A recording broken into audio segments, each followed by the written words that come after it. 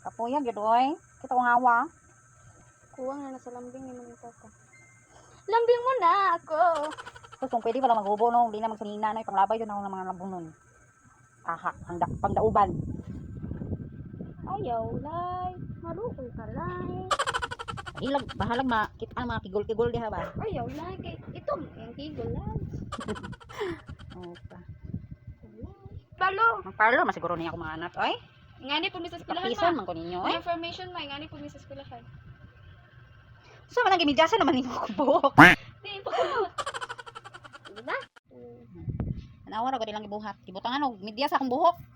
Ang OA naman ang i-above na do. Unsa ba nga style kit? Mas TikTok niyo. Sundog mo sa TikTok da. Isa, dara guys. Mga maring, kanang moment of truth na unsay forma sa akong buhok ani. Diyan kita kuan kita. Dali, unsa na akong buhok nga gimidyasan ninyo. Ana, mahong tiil na. Labhan man ni mama, mama po di susuo.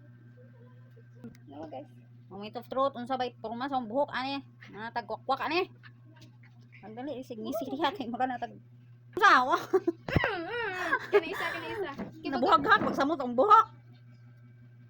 Ito guys, no, nadaot jud akong buhok. So kan nagpariban ko. Nindot makubuhok sa una good bag aka nang nipis siya. Pero kuan baka nang sinani?